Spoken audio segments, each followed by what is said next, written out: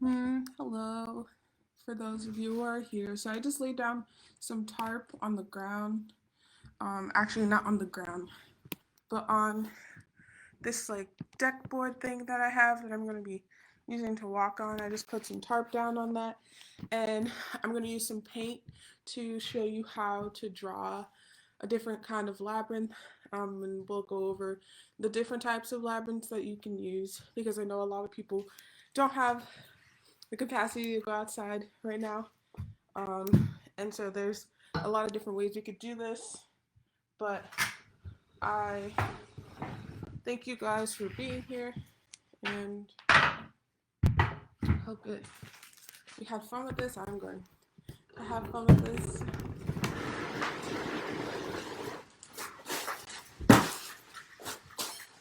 Um, so there are a lot of different things I guess you can kind of figure out about labyrinths. There, well, for one, I'll start with what a labyrinth is, and I guess I can add comments for people to also have. But a labyrinth is essentially like a walking path. It is used for many different reasons. You can use labyrinths to um, use as like a meditation. They were created based off of like celestial dances that followed the sun, followed patterns of the stars and the moon. Um, they were used to, like for a number of different reasons, but um, I'll kind of essentially go through some basic things with them. So, um, labyrinths, they have um, an entrance, they have a center, and they have lines which are used to make the path. There's the actual path itself, which is the middle part, and there's the symbol that it makes, and then there's the entry that you lead out to. So not all labyrinths have ones where you will go in the same path and come out the same path. Some have one where you enter one side and come out the other side. But essentially, you should know that like the difference between a labyrinth and a maze. A maze is supposed to be challenging. Labyrinth is supposed to be relaxing. You shouldn't be stressed out when doing a labyrinth. It's something that you can clearly see. Um, Something you can clearly see on the ground. Something that you should be able to find relaxing and peaceful. They're completely different from mazes. Labyrinths are used, for different reasons. People use them to exercise. People use them to, like find healing, deeper knowledge within themselves. Find creativity. I think they can be um, very useful in the process of healing, which is a lot of which I've been doing my div on and talking about, um, and just like the process of making my own work with labyrinths. I have created a combination of labyrinths and mazes from my own living walking experience. And today I won't be using my own labyrinth. I will be using one that is a classical one that's easy for people to draw and use. Um, and I've put that also in the Facebook event that people can access to. And so the one that just a little bit more information I'm gonna go over for labyrinth stuff. So there's a woman who named Laura, actress, who founded this organization that does a lot of labyrinth work. And then I also have been getting a lot of information from the Labyrinth Society, who's also hosting their own Facebook Live. You guys should check that out too. I'll post it in the event, but they've been hosting their own 24-hour, just like walking labyrinth dialogue. They have different speakers, and they've basically just been giving me different knowledge and giving other people different knowledge about the impact that labyrinths had. Essentially, there's like not one right way to do a labyrinth. You just simply let the experience be your own. It does consist of having twists and turns. Some are very simple, some can be more in depth and have more layers to it. But again, they are extremely different from mazes, which are, puzzles and simply like supposed to be and like challenging, but there aren't any blind alleys, or there aren't any, like challenges for your like mental capacity. People used um, labyrinths in ancient days, I guess you would say. People, there's like mythology stories about the Minotaur, roaming the labyrinth while people were sent to solve it, things like that. This won't be like that. This labyrinth will be pretty simple. Um, More things to note on labyrinth. Yeah, there's no right way to do a labyrinth. You simply are using it to reflect. You're using it to, you can go into starting a labyrinth with an intention, um, which can be pretty much whatever, like you could start with a question you may have. I think this process is similar to how people do tarot card readings. You have a specific question, you have a specific thing that you want to know about, even if it's general. And you start with that, you start with some breathing, you start with just a few deep breaths, and we'll do that. We'll officially start everything with the walking at one. Right now, we're just going over labyrinth stuff. Um, yeah, and you start with breathing, and then as you walk into the labyrinth, you think about all of this, uh, all of the things that you carry into the labyrinth. Like, and you recite that to yourself. I carry myself. I carry my identities. I carry my experiences. I carry the knowledge that I have encompassed and gathered throughout my 21 years. I'm only 21. Throughout life on Earth, I carry with me my creativity. I carry with me um, my I guess inner wisdom. I carry with me my care and respect for the world. Like, you like reflect on those things as you're walking into the labyrinth, and you remember to keep breathing, and remember to be observant of your path. As you come upon a turn, take that time to reflect on something else. And simply like what it feels like to walk this path, and what it feels like to, as you get closer and closer to your goal, what it feels like in your mind to actually reach that. It's supposed to be very reflective, um, and there you shouldn't have any like disappointments with the process. You can do a labyrinth as many times as you may need to do a labyrinth. I like to do labyrinths a number of 3 times. I just find the number 3 to be appealing because it's nice to cycle things, and it's something that we do often with our minds anyway. We cycle in our thoughts, and so why not do that with something that's supposed to be promoting my well-being? um, so I continue to use labyrinths to help me find peace of mind, to help me find um, yeah, I want to encourage other people to use labyrinths to find healing, to find calm. It's very difficult for there to be calm in our everyday lives. And, we've been dealing with the daily stress of, coronavirus, and worrying about our families, and, just taking on more stress with having to navigate things not how we normally do that, especially with people not being able to use the resources in schools, people not being able to like go out and be with people. That's really affecting how people gather. So, I'm excited to have this event and gather people, and, really come together and do something that's fun, and do something that, you can use in your everyday life.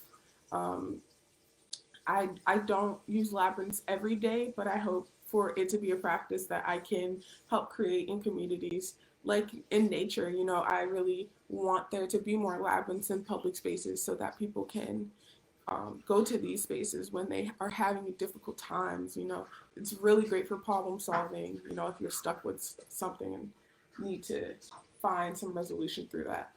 Um, so yeah, so that is basically kind of an overview of labyrinths, and the labyrinth that I want to take this time to kind of talk about and create with you guys. It's just like a classic old labyrinth design. You know, people. It's easily made too.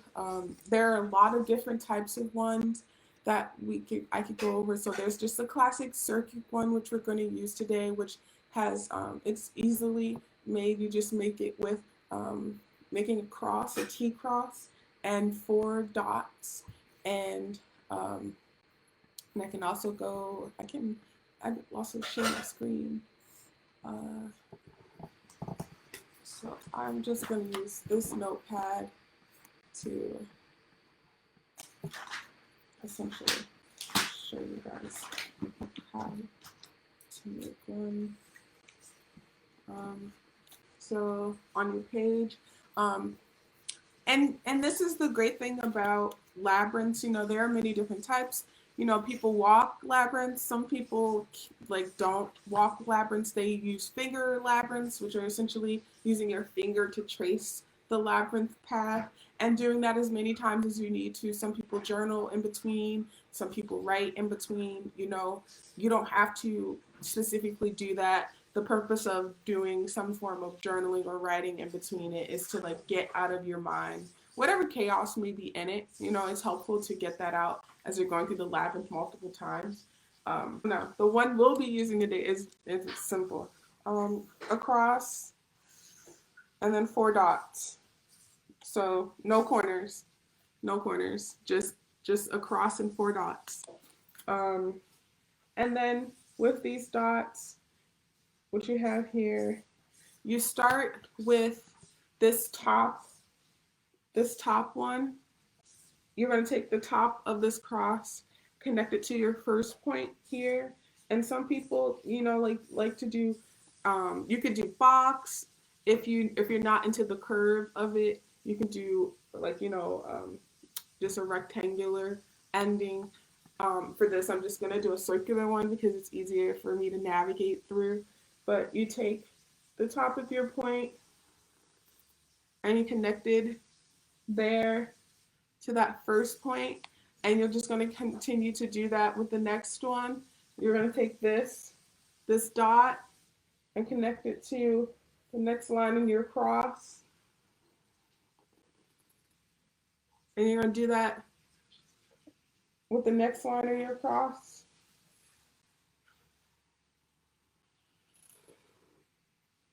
and then the next dot on your cross.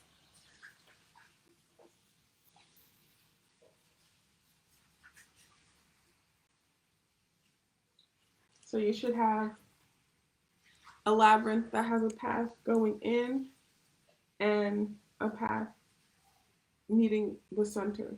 Yeah, you go in through here, and then it goes around, and then around, and then around, and you get the center. So yeah, with these, this is just a classic circuit. Again, it's made with a cross and 4 dots, and it's in the structures in the events for you to replicate. I'm going to be using this one and replicating it to put on this clear tarp thing here, which I'm excited for because I've had this all semester and I've really just wanted to use it. So now I get to use it. And you know, I have these bright colored markers that I'm going to be using and making it with. And I'm trying to figure out what color I should start with. I think I'm gonna start with I want to see how these colors. I'm gonna test these markers. I like pink. I want to thank Beth for telling me about these markers. I hosted a workshop with Beth from um, the CYL. And, you know, I learned about these paint markers, which I'm going to use here to draw with. And so I'm excited for those. I have those. And I want to make these points as colorful as possible, you know, for people to enjoy and watch. So, yeah, I wish I had like a GoPro, which would be better for people to see, but it's okay. So I'm just gonna start with my cross, and I think I'll do a green. I like this green. So I like to have some form of measurement. So this is a 8x11 size paper, which I'm just doing for measurement.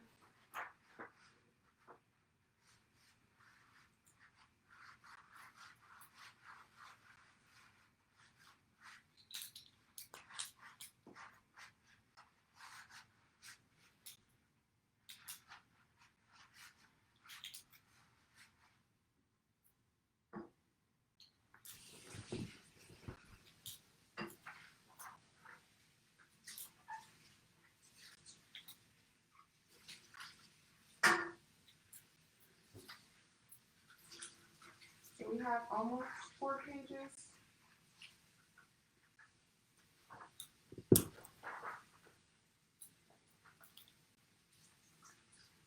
So I need to measure.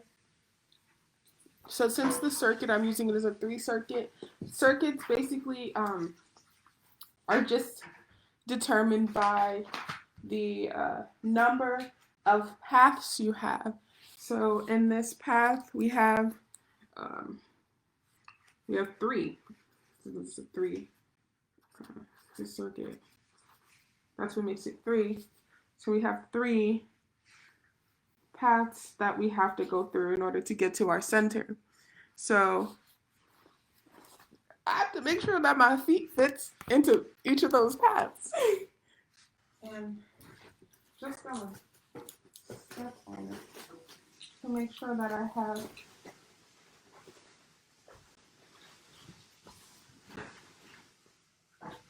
really enough leeway space for my foot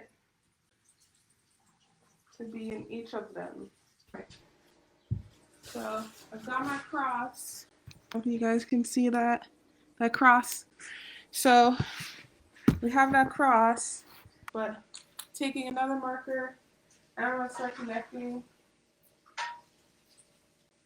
my path.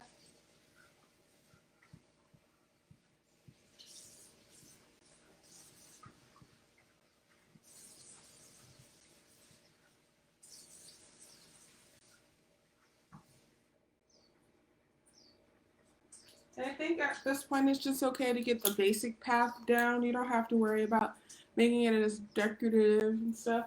Just making sure you get that pathway down. And again, remembering you need that path to be wide enough for you to put your foot in too. So as I'm doing these measurements, I want to make sure I'm putting my foot in between to give me that path I need.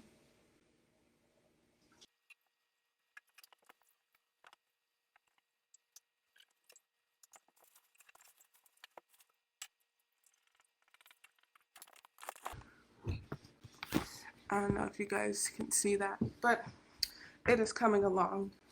So I have one.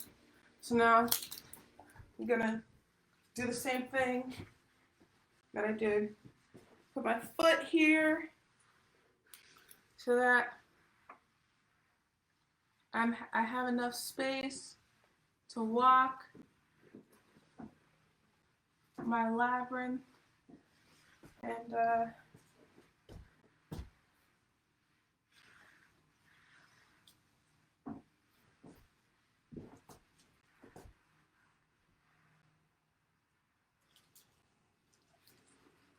And once you've measured your foot,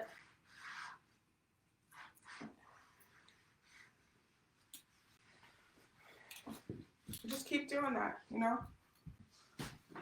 So this tarp is pretty big for me so that I can adjust it as I need to for making sure I make a great one. So we got another one coming. So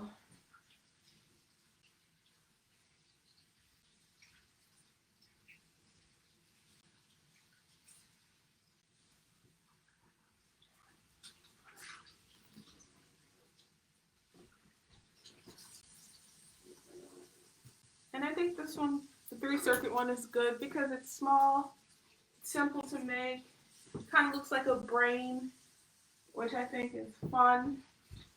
Because, like, you know, it's helping you to reach that inner knowledge that you want, you know, grasp it and try and connect with that part of you.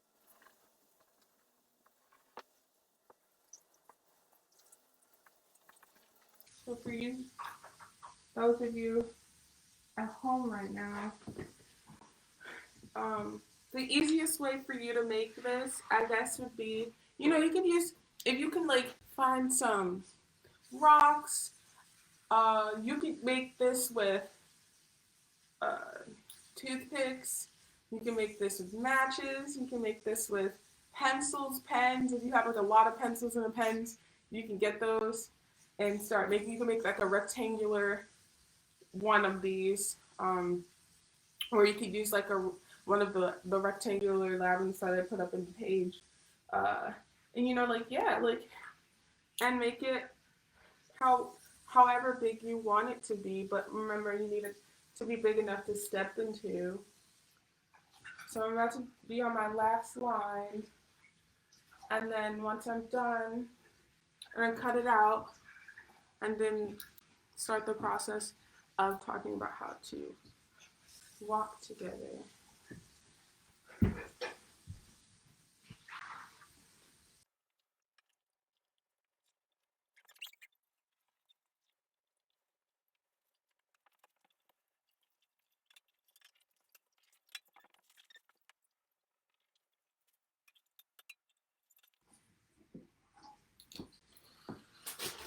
Okay, so now I'm gonna cut this out, and so I can have it lying.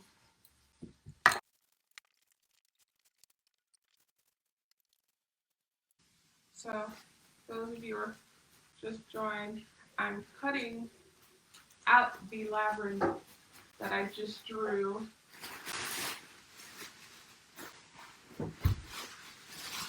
For the event.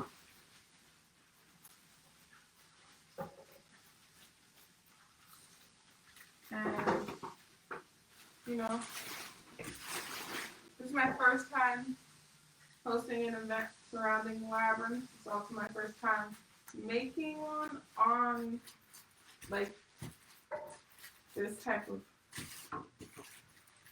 ground. I've made one with wood, which I'm actually going to make one to leave at Hampshire and just, like, you know, have a space that people can chill and relax to next to a tree and do one. You know, I really want to increase the amount of labyrinths that we have in the world because I think they're important to our mental health. And not enough people know about them or have spaces to utilize them. So, be the change you want to see. As corny as it would sound, it is very true.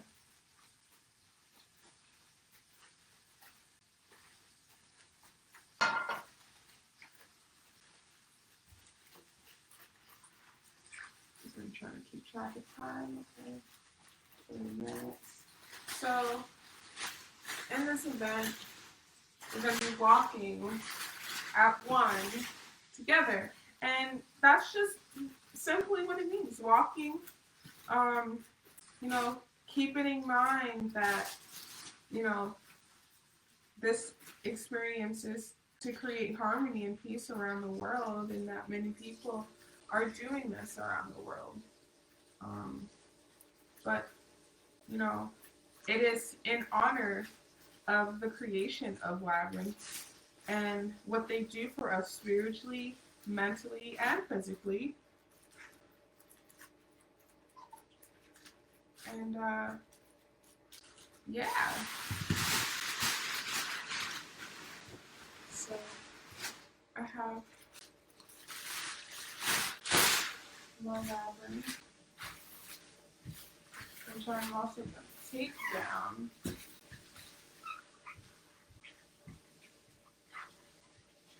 that out.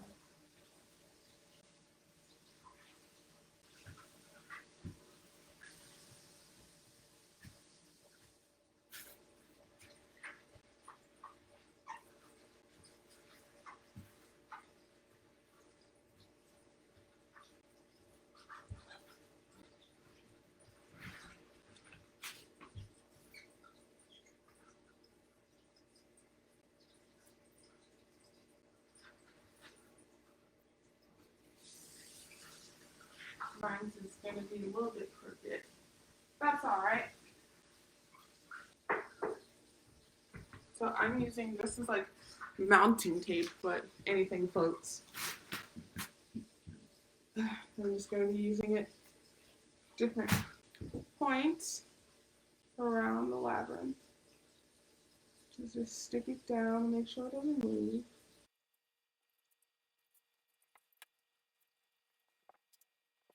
It is 1 o'clock.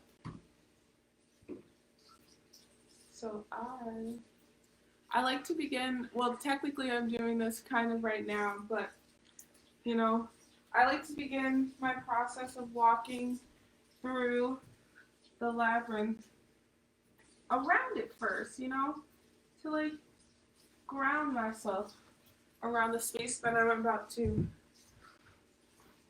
rotate around and walk, you know. My favorite type of labyrinth, I mean, there are a lot, but my favorite one, the one that I've made one for my div, is it's called a Greek key, but there's also different forms of it, but it's called the meander labyrinth, and it essentially just, meander means to wander aimlessly, and I thought that is a great way to describe what labyrinths are. They are used to wander, and I was like, why not? Why not use that when your mind is going places? So, yeah, I'll move my markers and begin walking.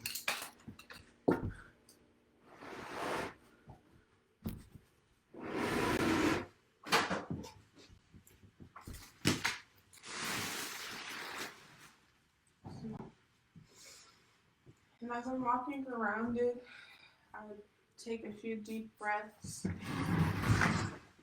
and just breathe in and out. It was so cool to do this outside. Honestly, I probably could do this outside. Let me see.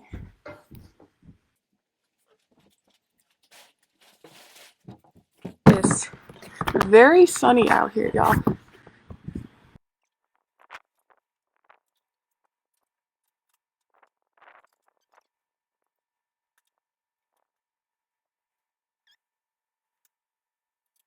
I'm walking around, deep breath in and out.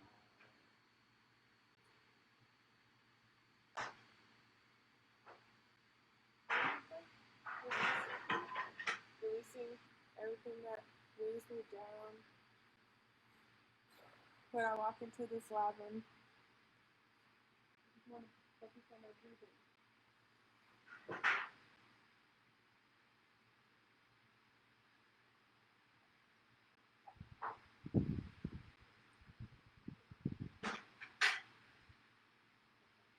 And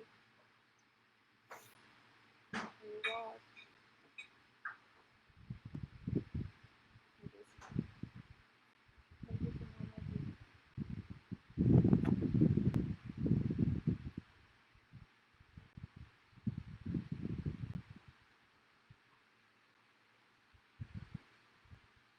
And then we get closer to the center,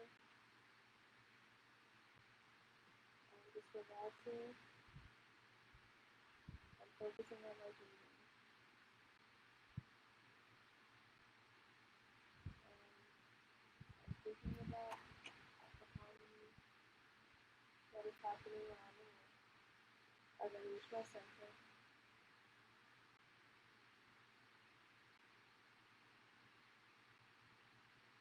And I take a moment and I breathe in deeply.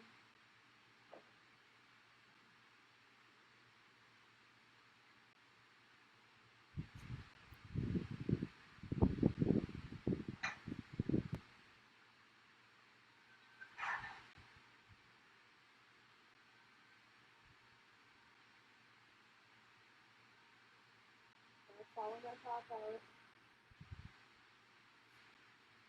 And as I'm walking out, I am thinking about all the good things that are happening with the earth and how much the earth needs our isolation and how much the earth needs the rain, even though it's been raining very tired and sleepy these last few days. And I'm just releasing it and bringing it in.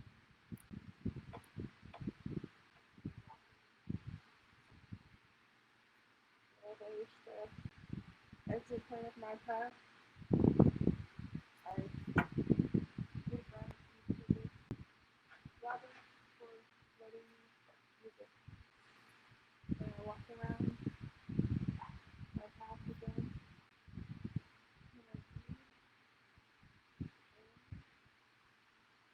in out, and out. I think about harmony within.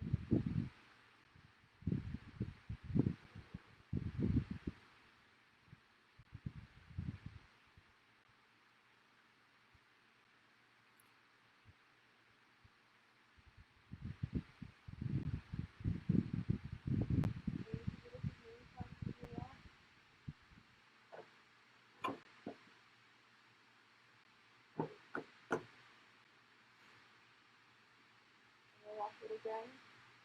And as I walk in, thinking about my breathing,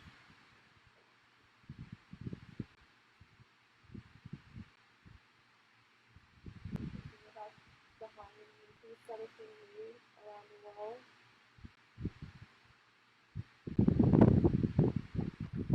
And thinking how wonderful it is to be in this space and be outside,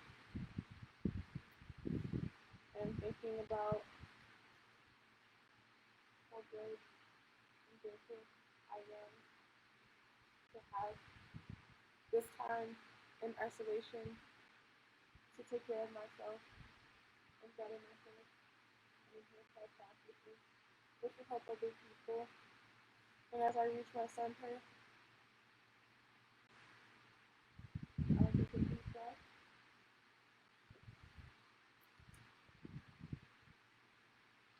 and exhale.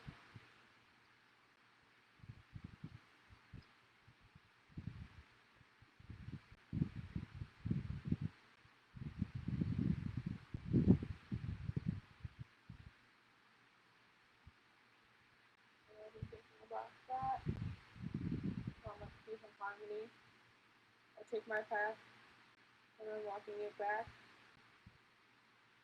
And as I walk back, I think about the need for this isolation. I think about all the things that I've accomplished that have gotten me to this point. I think about all the things that I'm grateful for, I'm grateful for faith, grateful for my family, my friends, the knowledge that I have, the experiences that have led me here. I think about all the things that are to come, even though it might seem an unknown, that is within life, and that every way in which that encompasses me to be sad. I am in the labyrinth. Do you want to do it with me? I am thinking about all the ways in which life is in now and how that brings positivity to our life. I'm going to reach my exit or take a deep breath. Breathe and exhale. I walk around my labyrinth one more time. Breathing in and out and out. And you, I just walk the labyrinth. I don't know what she said. Yes.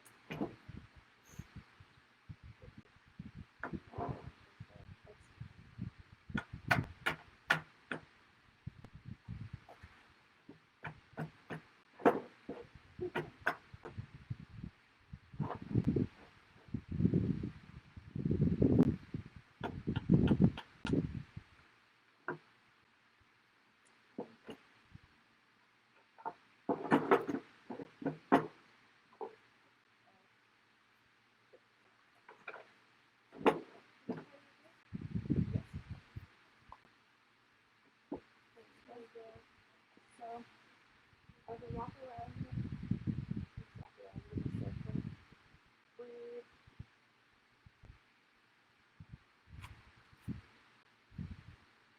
and think about all the things you've been able to accomplish while in isolation. Think about the ways that it's been. Think about people that it's gathering, everybody at this moment at 1 p.m. around the world is walking for peace and harmony for the earth. People are doing this at different times, it's just 1 p.m. in the United States. People are probably experiencing 1 p.m. As you get to your center, breathe in, breathe out, in and out, and think about how you made it, and think about how you're here, and all that you carry with you, and all that weight you release. And as you think, walk out, release all of that anxiety, release all that worry, release all that negativity that holds you down, keeps you from your inner wisdom and your inner self, and will make you cry. Once you're at that exit point, give gratitude for this path, allowing you to wander endlessly and needlessly, because that is the way of life.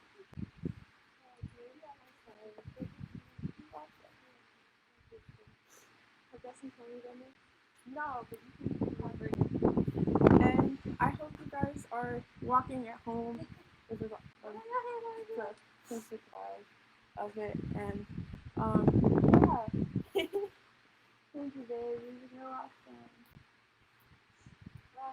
And yeah, I'm gonna continue walking for some more time, and sit here and talk with you guys. I have basically, been working on labyrinths and what they do for your mental health and the importance of them and centering you, because I think a lot of us need to be centered, especially during this difficult time.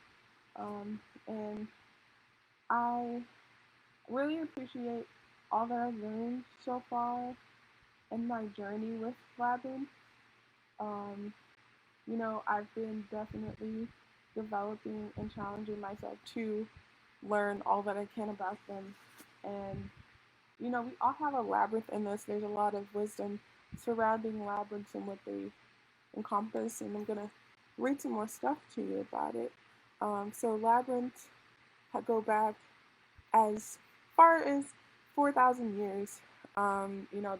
They've found labyrinths in tombs. They've found them in mosaics, churches. They're cut into turf.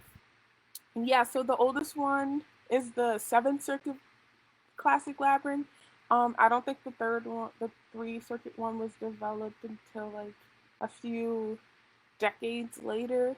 But essentially, it's similar to the Three Circuit one. It just has seven paths instead of um, three. And in Greece, in ancient Greece, there were a lot found in tombs and a lot found in clay. And they could be very diverse and very, very expansive. And they definitely they heavily differ from mazes. Mazes are puzzles. In essence, they are supposed to enhance your anxiety and make you focus better. So my computer died in the middle of me talking about labyrinths. I'm sad. It's okay. I'm back. I wanted to talk to you guys, I guess, more about labyrinths, but these are mandalas, which are kind of like similar to labyrinths, but not labyrinths. A lot of them have the chaotic. They have like a more chaotic nature than a labyrinth would. But I think there are parts of it, that have, you can see, there's a center. Oh, sorry, I'm pointing wrong thing. There's a center. This one too.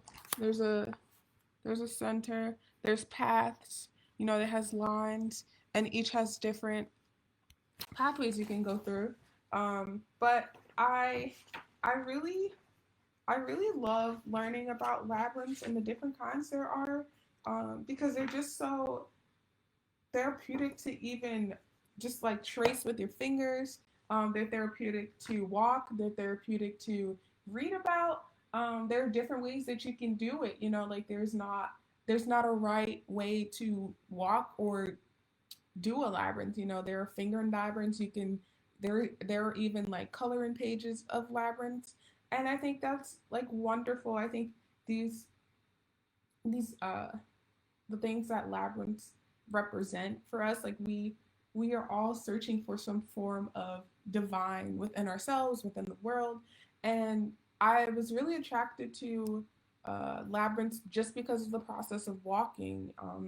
In the fall of 2018, I did a basically essentially an ethnography walking diary of my own life where I've retraced every place I ever lived in my life. And I went to these places and I did some journaling and I did photography. And then I took I looked at all of these places and I put them in maps on a map. I put all them all the locations just to see what kind of pattern they would make. And they made a lot of different chaotic patterns, and so like I have my own form of a labyrinth, which is just like my path that I've lived in and gone through my entire life, and I feel like I want to teach other people how to do that for themselves. The process of my div is doing that as a form of memory work, as a form of healing, as a form of documenting your own history. Um, Labyrinths have been very beneficial in the ways that they are able to create peace of mind for people. Um, they can be used as a learning tool. They can be used as an exercise tool. Like there are endless ways that you can use a labyrinth. Honestly, um, I think yeah, putting them in workplaces, putting them in schools, putting them in public parks is something that I want to continue to do in my work as an artist and as uh, I guess a tracer. I'm just finding out that that's a term that people use. But um, so yeah, I have this book mandalas. I actually bought this at a store in Northampton. It's by Jose and Miriam Arguelles, and yeah, it has a lot of cool shapes in it. Um, it starts off with talking about how we are the universe, which is cool.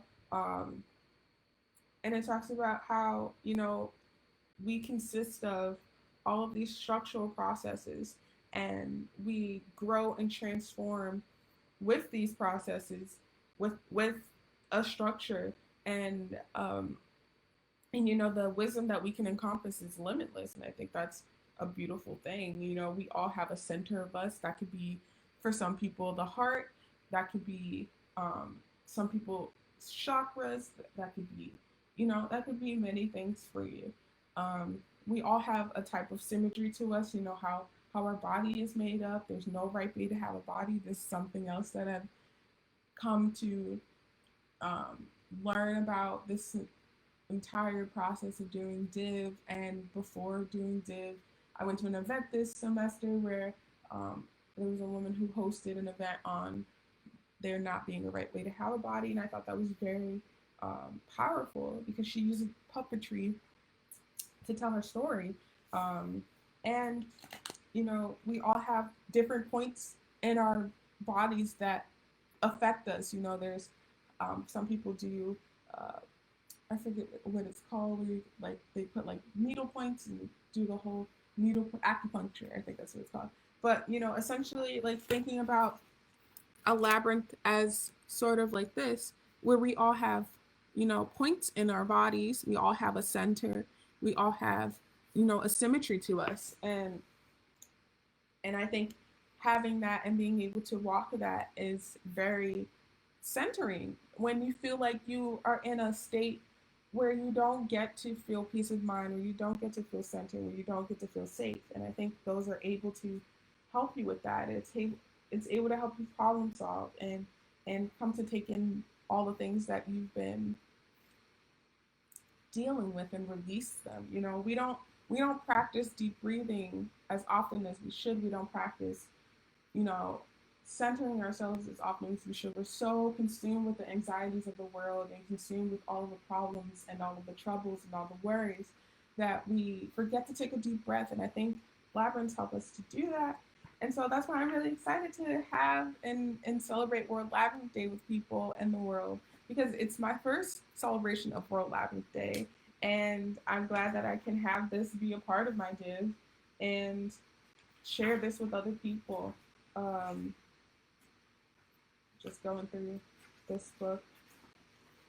And, I hope to share with you guys my own form of labyrinths and the ones that I have created. I started making my own types of labyrinths not too long ago. Like I tried making some recently where essentially I just was experimenting with what I could come up with. And I came up with these creatures. I don't know what I kind of really like them, like especially this one. This one kind of, I don't even know what it looks like, but it looks like kind of like someone holding their fist up, And like you can start anywhere. You can start here, you can start here, you can start in the center, like wherever you wanted to. Like I just made that just by experimenting with the whole structure of like the dots and stuff. Like these two are actual labyrinths that have already existed, but these ones below it and stuff are ones that I've experimented with making. I really like this one, and I was trying to figure out a way to actually bring this one into this, but I couldn't figure out a way to make that relevant. But I think I could still do that if I wanted to. But essentially, yeah, with this one, you would start here. You see what it says? Enter here. I drew these. These are the labyrinths that I've made. You enter here, you walk in, you start here, you take a deep breath, you keep walking in, you come around that first turn, you do some more breathing, and you think to yourself, what do I have in this moment? What do I carry with me in this moment? And as you go in, and as you get to that center point, you stop and you think, you take a deep breath, and you just center yourself and you breathe. And you think about all the things that you have in your life, because we don't practice gratitude enough. And you think about the state that your body is in right now and what your body is feeling. If there's any tension in your body, pay attention to it. Think, start from your head. If there's any pain in your head, be with it, address it, acknowledge it. Continue down to your neck, continue down to your shoulders, roll them. Release that tension. Keep going down to your stomach and your chest. Take a deep breath and watch it rise and fall and feel it, and don't be afraid to exhale. Like, don't be afraid to be with your body. It is your body. You need to be in your body. And I know that's very difficult for some people because we some people don't have the time nor capacity to be in their body. Some people are not even capable of being in spaces that are able to heal them because they're just dealing with too much and it's not constant. But you have to know that healing is an everyday process. It's not linear. It's not going to be straightforward. You have to follow it like a labyrinth. You have to take it with its twists and turns. Yeah, and then like continue down your body to your hips. Feel your hips. Be with your hips. Like sway a little bit. Like be with your legs. Feel if there's any pain in your legs. Be with your legs and your feet. Feel them. Feel them grounded. Feel them on the ground. Breathe into your soles. Breathe into the sole of your feet. Take a nice reach up to the sky and stretch your hands and stretch your arms as far as you can, and then lift off the tip of your toes and stretch as far to the sky as if you're trying to touch the sky and fly.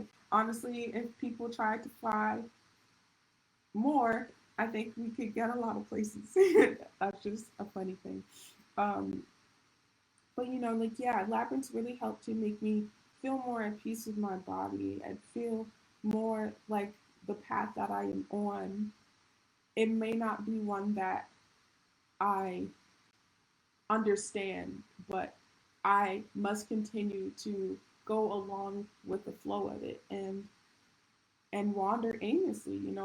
I don't know what I'm going to encounter in my next day. I don't know what I'm going to encounter in my next hour. I have to trust that the process that I will follow is going to lead me to the places and the people and the things that I need to be around and be with. Um, and so practicing labyrinth walking at least once a week, at least once a week, can be beneficial to your mental health, because not only is it helping you to, bring yourself down to yourself, and focusing on yourself. It brings you down to that, and it just helps you. It builds your focus. It helps you problem solve. Like if you have a question that you've been trying to figure out the answer to, or if you want to know something about yourself that you feel like is repressed, take some time to do some deep breaths, and before going into that labyrinth, hold that question with you. Hold it with you as you're going through the labyrinth, and cycle as many times as you need. We cycle through thoughts so often and we get stuck in these negative patterns, but we have to resist. We have to resist the getting stuck and just follow the path, and know that the path will lead you to where you need to go. Um, yeah, I mean, I don't know what else more to talk about. I could go on forever about how much I love labyrinths. I posted, I guess I can talk about the kinds that I posted today. So I posted a four directions labyrinth, which is the square one, and you can walk that as many times as you like. There's one of those based in California, in Albany. Most people make those with rocks. Um, I also posted the pinwheel one, which is like the one that has like a bunch of different. It has like a bunch of different entrances to them. There's four different entrances. There's also one in California. I think there's also one in Nevada.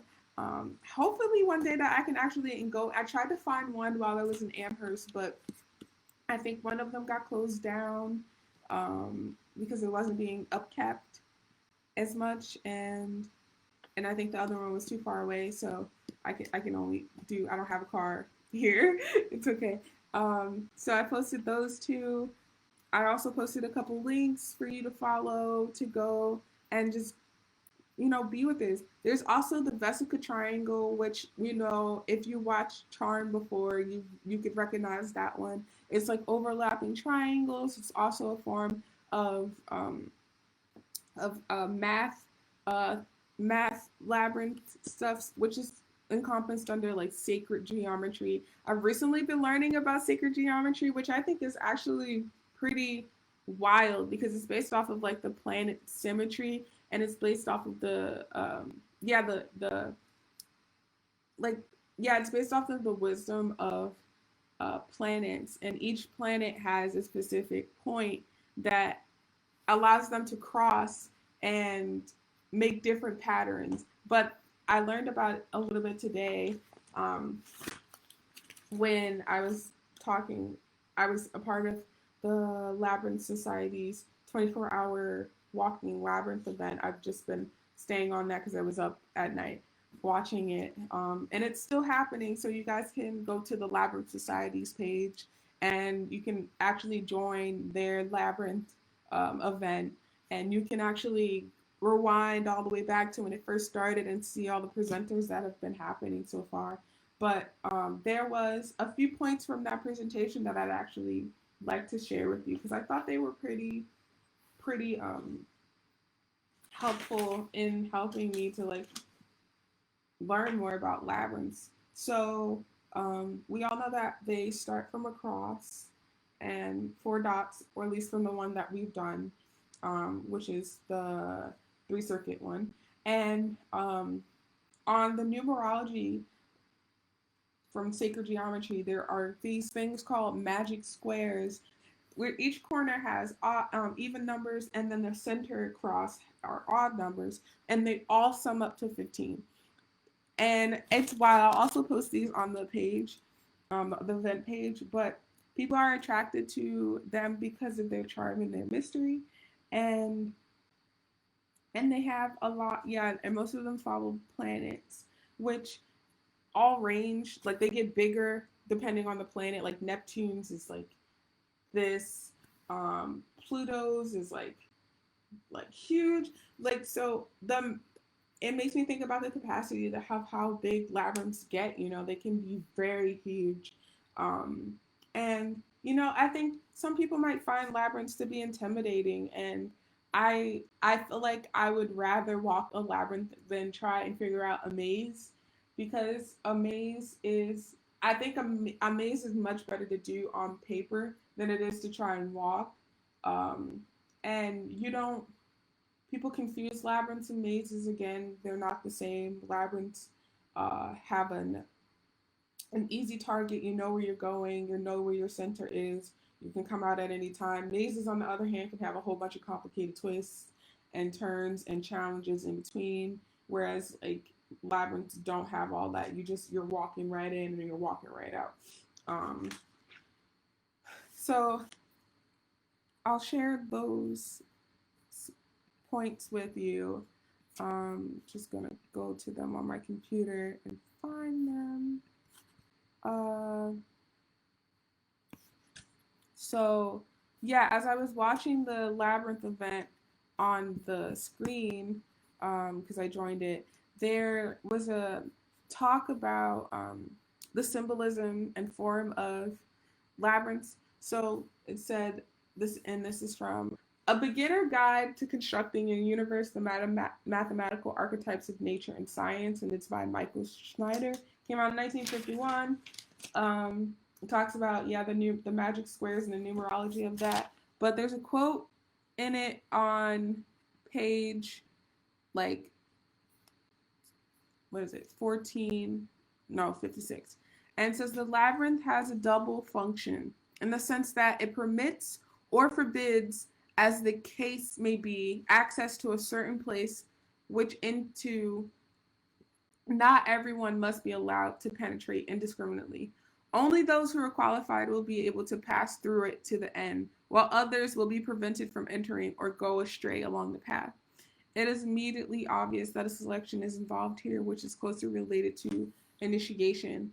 The course of a labyrinth is therefore, in this respect, a representation of initiatic trials, and it is easy to conceive that when the labyrinth actually served as a means of access to certain sanctuaries, it could be planned so as to enable the corresponding rites to be accomplished in the very course of the passage.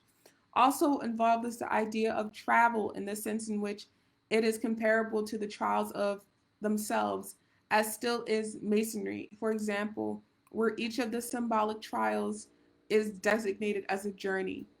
Another equivalent symbolism is that the pilgrimage, which brings to mind the labyrinths marked out in the past on the pavement of certain churches to go along, one of those was considered a substitute for pilgrimage of the Holy Land. Moreover, if that point at which the path ends represents a place reserved for the elect, that place is indeed Holy Land and is initiatic sense of expression. In other words, it is nothing other than an image of a spiritual center, as in every place of initiation. Um, and I think that just goes back to talking about how labyrinths, yeah, kind of are seeking to connect you to a divine part of yourself. You know, they're helping you to reach an inner wisdom in yourself that you can't get when you're just living life consciously. Like you have to take a second to be aware of your body and be aware of the state of your mind. And I think, you know, we don't do that enough because we're constantly in the midst of so many stressors and triggers of our stressors that we can't really be with our bodies. We're like on autopilot. Um, I also wanted to read another thing, and then yeah, and then we have 10 minutes left, which is going to be the end. But you guys can keep walking. Don't let me stop you. I want to find it.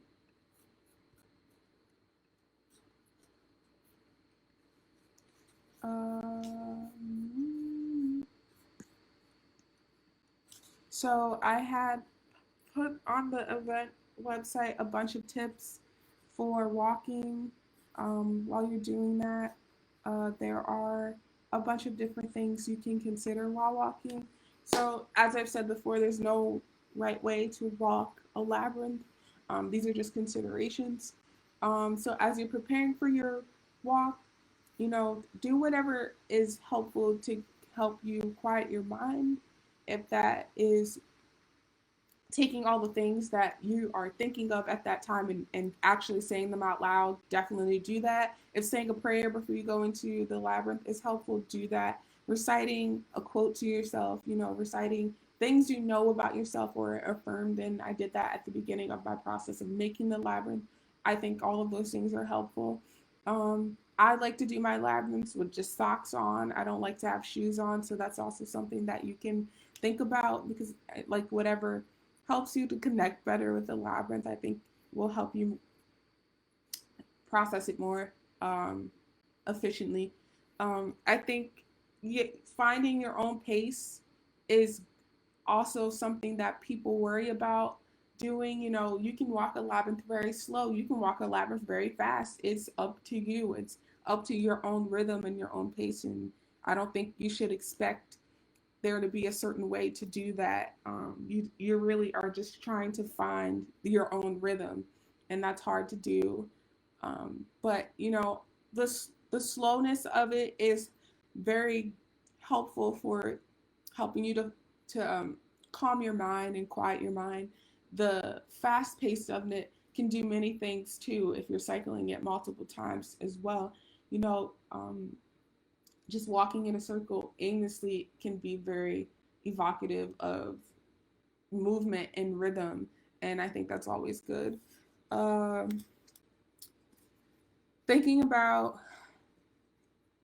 reflecting on your labyrinth walking, you know, right after labyrinth walking, you can journal, you can just doodle, you can do whatever you think is best for you. Some people say another prayer, some people write a list of things they're grateful for. I I like to do any of those options, whatever feels better to me at the time. At this particular time, I didn't write down any reflections, but I'm kind of reflecting with you guys. I think being comfortable in the space that you walk your labyrinth in is very um, important. You need to feel some sense of safety, which is also difficult in a time if you don't have places of safety. But I I think again, labyrinths are best in public spaces. You can make them with chalk, you can make them with toothpicks, you can make them with, pretty much anything. Um, I have a level of creativity that allows me to just make them out of anything. Um, I think also taking into consideration uh, distractions, for like the placement of your labyrinth is another important thing to think about. There's not too many people outside right now because of COVID, so having labyrinths outside on your front porch could be pretty simple, or in your backyard, or in your driveway, or just having one that's like, a finger labyrinth, which is something you just trace with your fingers. That's can be really helpful. You can just pull that out right at work, and just like create a dialogue, creative conversation around what a labyrinth is and why it's important to you. Um, Again, yeah, these are just considerations, not something to take too wholeheartedly. Um, yeah, and then taking into consideration if you make a labyrinth, like the perimeter, like you have to know what your perimeters for that is, but also like let that guide you. Sometimes if you're not ready, like, and I think this goes back to the pace, but like if you're not ready to enter a labyrinth and you don't feel like you are in the headspace, you feel enough to like walk a labyrinth or focus on walking the labyrinth, walk outside of it, walk around it, walk around the perimeter of it. You don't have to necessarily rush into going into it. Get to know this labyrinth, get to know the space that you will be walking and traveling through, and letting guide you through all of your fixations and assumptions. Like, I think it's very helpful to release all of these things as you're walking through the labyrinth and get to your center. Like, that's very, very helpful. uh, i I appreciate how much I've been able to use the labyrinths in my own spiritual practice, and I hope that this has inspired y'all to use that in your daily life. And yeah, I think on that note, I will depart. But thank you again for joining me for World Labyrinth Day. And I hope that you take this with you and at least think about it, incorporating it into your daily life. So, bye.